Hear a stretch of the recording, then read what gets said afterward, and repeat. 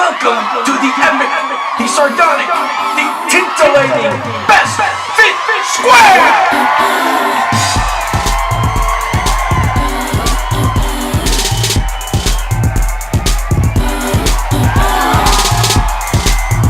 Hey folks, welcome back to Best Fit Square Show. I'm your host, Manuel Ortega.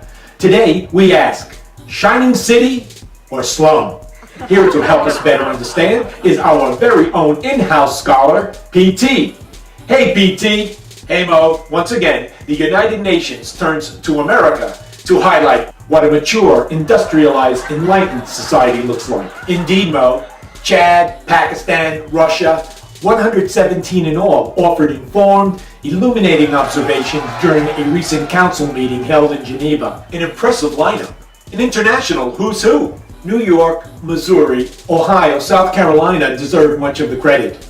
Although there are a plethora of contributors dating back at least 350 years, a mere 127,750 days, some 12 to 20 generations, depending of course on which number one uses to measure a generation. Of course, you mentioned Chad, Pakistan, and Russia. Not three that come to my mind. Chad, for instance, stated it considers America a symbol of freedom.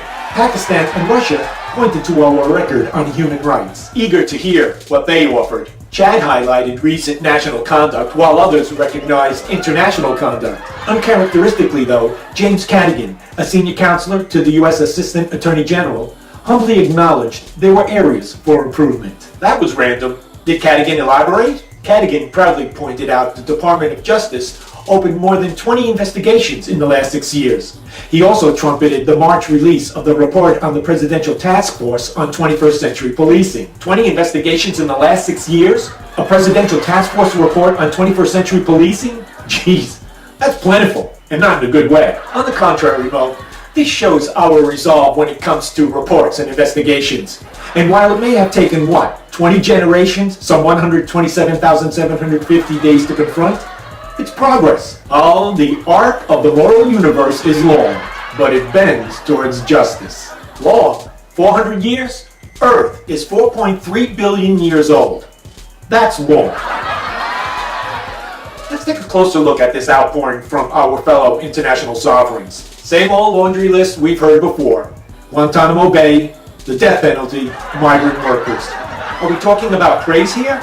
For example, facility conditions at Guantanamo Bay, or doing our best to execute our death row inmates humanely, or bathroom breaks for migrant workers. Tremendous curiosity fostered questions like, why is Guantanamo Bay detention facility still open?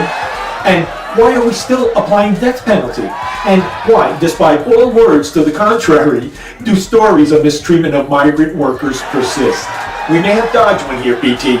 Seems there was no mention of our track record on child labor, or human trafficking, sexual violence against Native American and Alaska Native women, not to mention restrictions on the use of foreign aid to provide safe abortion services for rape victims in conflict areas. Well, not quite, Mo.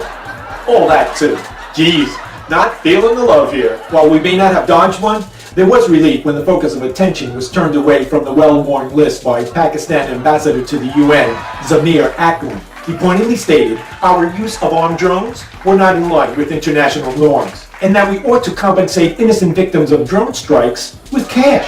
He also had the audacity to suggest the U.S. should end police brutality against African Americans. Does he not know this is a tired motif, an absurd demand? And talk about doubling down while beating a dead horse? He called for the cease of our illegal detentions at Guantanamo Bay, and prosecution of CIA operatives responsible for torture.